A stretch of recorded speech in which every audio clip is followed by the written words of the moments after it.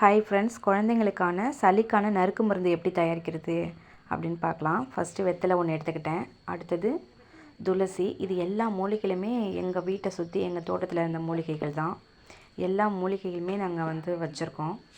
இது கருந்துளசி. இது ரொம்ப நல்லது. கருந்துளசி கொஞ்சம், ஒரு வெத்தலை. அடுத்தது இது நிலைவேம்பு. இந்த கொரோனா டயத்தில் அதிகமாக நிலைவேம்பு கஷாயம் எல்லாருமே குடிச்சிருப்பீங்க.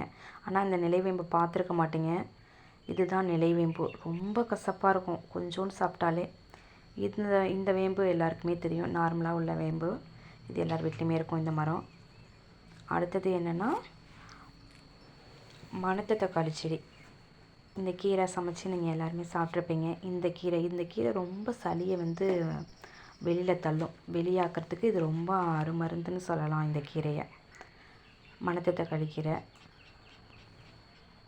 அடுத்தது வேலைத்தூர். இது வேலைக்கீரைன்னு சொல்லுவோம் நம்ம. மற்ற கீரைகளோட சேர்த்து தான் இதை சமைச்சு சாப்பிட்ணும்.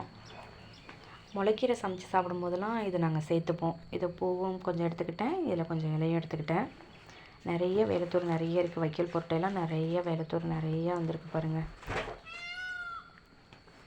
அடுத்தது முருங்கை கொழுந்தா ஒரு கொத்து எடுத்துக்கிட்டேன். இது வேலியில் ஒரு முருங்கை வச்சுருந்தோம். அதில் உள்ள முருங்கைக்கீரையில் ஒரு கொத்து நல்லா ஃப்ரெஷ்ஷாக ஒரே ஒரு கொத்து மட்டும் எடுத்துக்கிட்டோம். அடுத்தது பப்பாளி. மரத்துலனா பெரிய பெரிய இலையாக இருக்கும். இது குட்டியாக ஒரு சின்ன செடி இருந்தது.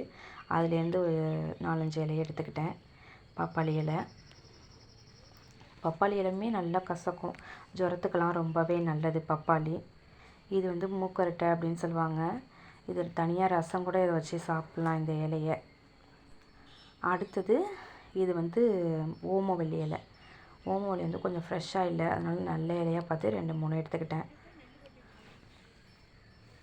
ஒரு 3 இலை மட்டும் எடுத்துக்கிட்டேன் ஓமவல்லி. இது எல்லாத்தையும் பறிச்சுட்டு தண்ணியில் நல்லா ஊற வச்சு, நல்லா ஒரு 5 நிமிஷம் ஊற வச்சு அலசி சுத்தம் பண்ணி எடுத்துக்கிட்டேன். அதோட ஒரு பூண்டு பல் சேர்த்துக்கணும் அப்படின்னு எங்கள் அம்மா சொன்னாங்க. அதனால் ஒரு பூண்டு பல் அதோட சேர்த்துக்கிட்டேன். எல்லாத்தையுமே சேர்த்து இஞ்சி பூண்டு கல்லில் வச்சு நச்சு, மிக்சியில் விட்டு அடிக்கக்கூடாது. இஞ்சி பூண்டு கல்லில் நச்சு அதோடைய சாறை எடுத்து என் குழந்தை கொடுக்கறதுக்காக ரெடி பண்ணிட்டேன். இதில் நானுமே எடுத்துக்கிட்டேன், எனக்குமே சரியாக இருக்குது அப்படின்னு சொல்லி. தேங்க்யூ.